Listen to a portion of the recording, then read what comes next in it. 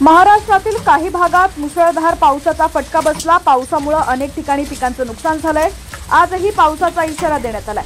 मध्य महाराष्ट्र, मराठवाड्यात वादळी पाऊस आणि गारपिटीची शक्यता असल्याचा इशारा हवामान विभागाने दिलाय, तर उर्वरित राज्यात जोरदार वादळी वाऱ्यासह पावसाचा अंदाज वर्तवण्यात आलाय। हवामान विभागाने आजसाठी येलो अलर्ट दिलेला आहे।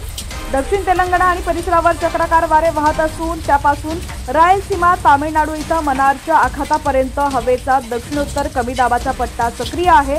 त्यामुळे राज्यात ढगाळ आकाश होत असून मध्य प्रदेश, मध्य महाराष्ट्र, मराठवाडा आणि विदर्भात तुरळक ठिकाणी वादळी पाऊस, गारपिटीने हजेरी लावली होती। ढगाळ आकाश आणि पावसाळी हवामानामुळे तापमानात सातत्याने घट होताना दिसून येत आहे।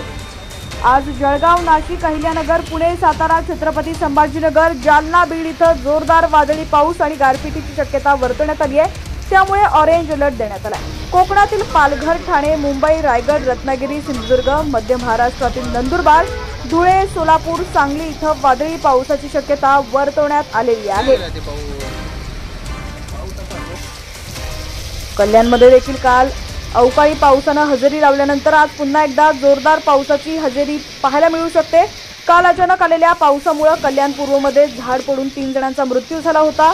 आज सकाळपासून ढगाळ वातावरण होतं। काही वेळापासून कल्याणमध्ये जोरदार पाऊस सुरू झाला होता।